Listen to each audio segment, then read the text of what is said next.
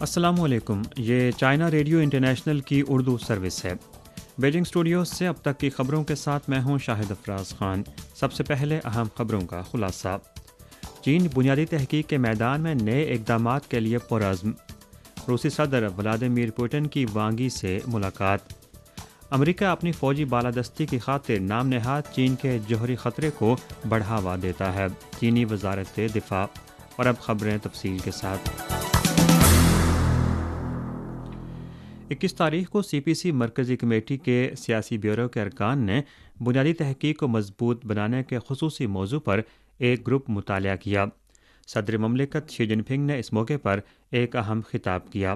انہوں نے نشاندہی کی کہ بین الاقوامی سائنسی اور تکنیکی مسابقت سے نمٹنے اور اعلیٰ سطح کی خود انحصاری کے لیے بنیادی تحقیق کو مضبوط بنانا ایک کلیدی امر ہے۔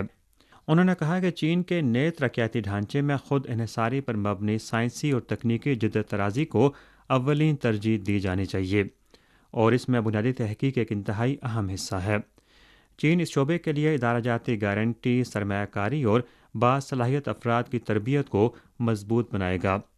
صدر شی جن پنگ نے کہا کہ مشترکہ ترقیاتی مشکلات کو حل کرنے کے لیے انسانیت کو عالمی تعاون اور کھلے اشتراک کی پہلے سے کہیں زیادہ ضرورت ہے۔ چین ایک بین الاقوامی بنیادی تحقیقی تعاون کا پلیٹ فارم تشکیل دے گا، ایک عالمی سائنسی تحقیقی فنڈ قائم کرے گا، سائنس اور ٹیکنالوجی کے قومی منصوبے قائم کرے گا، اور موسمیاتی تبدیلی، توانائی کی سلامتی، حیاتیاتی تحفظ اور آؤٹر اسپیس کے استعمال جیسے عالمی مسائل پر چین اور دیگر ممالک کی مشترکہ سائنسی تحقیق کو وسعت دے گا۔ 22 تاریخ کو روسی صدر ولادیمیر پوتن نے ماسکو میں سی پی سی سینٹرل کمیٹی کے پولیٹیکل بیورو کے رکن اور مرکزی خارجہ امور کمیشن کے دفتر کے ڈائریکٹر وانگ یی سے ملاقات کی۔ اس موقع پر وانگ یی نے کہا کہ نئے عہد میں چین روس تعاون کی جامع اسٹریٹجک پارٹنرشپ نے کبھی کسی تیسرے فریق کو نشانہ نہیں بنایا اور نہ ہی کسی تیسرے فریق کی جانب سے اس میں مداخلت کی گئی۔ چین اور روس کے تعلقات ایک ٹھوس سیاسی، معاشی اور تہذیبی بنیاد رکھتے ہیں۔ عالمی کثیر قطبیت اور بین الاقوامی تعلقات میں جمہوری عمل کے لیے ہماری سپورٹ عصر حاضر کے عالمی رجحان اور بیشتر ممالک کی امنگوں کے مطابق ہے۔ چین روس کے ساتھ مل کر سیاسی باہمی اعتماد، اسٹریٹجک کوآرڈینیشن کو مضبوط بنانے، عملی تعاون کو وسعت دینے، دونوں ممالک کے جائز مفادات کے تحفظ اور عالمی امن اور ترقی کے فروغ میں تعمیری کردار ادا کرنے کا خواہاں ہے۔ پوٹن نے کہا کہ اس وقت روس اور چین کے تعلقات طے شدہ اہداف کی جانب بڑھ رہے ہیں، اور دونوں فریقوں کے درمیان مختلف شعبوں میں تعاون عالمی تعلقات کی جمہوریت اور عالمی ڈھانچے کے توازن اور استحکام کو فروغ دینے کے لیے بہت اہمیت کا حامل ہے۔ فریقین نے یوکرین کے مسئلے کے بارے میں بھی تفصیلی تبادلہ خیال کیا۔ وانگ یی نے بات چیت کے ذریعے مسئلے سے نمٹنے کے لیے روس کے موقف کی حمایت کی ہے۔ اسی روز وانگ یی نے ماسکو میں روسی وزیر خارجہ سرگئی لاروف سے بھی ملاقات کی۔ وانگ یی نے کہا کہ گہری بدلتی ہوئی عالمی صورتحال کے پیش نظر چین اور روس نے کثیر قطبی دنیا کی تعمیر کی عمومی سمت پر عمل کیا ہے، حقیقی کثیر الجہتی کی وکالت کی ہے، کسی بھی قسم کی یک طرفہ پسندی اور غنڈہ گردی کے طرز عمل کی مخالفت کی ہے، اپنے ملک کے اقتدار اعلیٰ، سلامتی اور ترقیاتی مفادات کا مضبوطی سے تحفظ کیا ہے، فعال طور پر اپنے قومی حالات کے مطابق ترقی کی راہ تلاش کی ہے۔ اس سے قطع نظر کہ عالمی صورتحال چاہے کتنی ہی تبدیل کیوں نہ ہو، چین روس کے ساتھ بڑے ممالک کے مابین ایک نئی قسم کے تعلقات کے اچھے ترقیاتی رجحان کو برقرار رکھنے کے لیے تیار ہے۔ سرگئی لاروف نے کہا کہ روس چین کے ساتھ اپنے تعلقات کو بہت اہمیت دیتا ہے اور دونوں سربراہان مملکت کے درمیان طے پانے والے اہم اتفاق رائے پر عمل درآمد کے لیے چین کے ساتھ مل کر کام کرنے کا خواہاں ہے، اور نئے دور میں روس اور چین کے درمیان کوآرڈینیشن کی جامع اسٹریٹجک شراکت داری کا استحکام اور فروغ جاری رکھے گا۔ 23 تاریخ کو چینی وزارت قومی دفاع کی پریس کانفرنس میں کچھ صحافیوں نے سوال پوچھا کہ وال اسٹریٹ جرنل نے حال ہی میں امریکی اسٹریٹجک کمانڈ کی کانگریس کو پیش کردہ ایک رپورٹ کا حوالہ دیا جس میں کہا گیا ہے کہ چین کے پاس اس وقت امریکہ سے زیادہ زمینی بین البراعظمی بیلسٹک لانچرز ہیں۔ ایک اور جاپانی میڈیا تجزیے کے مطابق چین 2027 سے پہلے جوہری وار ہیڈز کی تعداد کو بہت زیادہ بڑھانے کا ارادہ رکھتا ہے۔ چین کا اس پر کیا تبصرہ ہے؟ چینی وزارت قومی دفاع کے ترجمان کرنل تان کیفی نے کہا کہ متعلقہ رپورٹس غیر ذمہ دارانہ ہائپ ہیں۔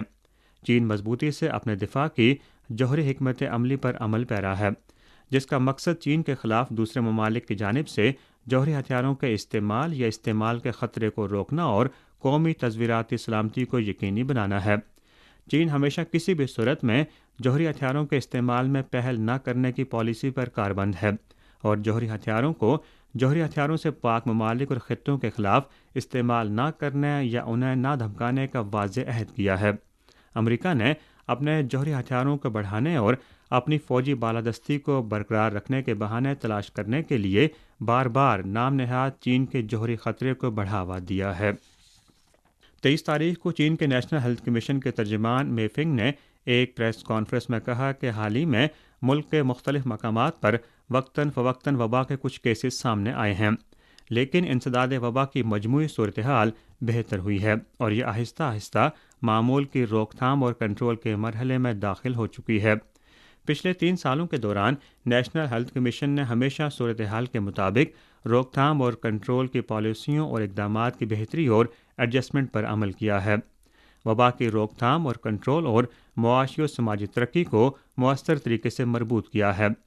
بلند شرح اموات والے وائرس تغیرات کو وسیع پیمانے پر پھیلنے سے کامیابی سے روکا ہے، لوگوں کی زندگی اور صحت کا مؤثر طریقے سے تحفظ کیا ہے اور چین میں انسداد وبا کی جنگ میں ایک بڑی اور فیصلہ کن فتح حاصل کی گئی ہے۔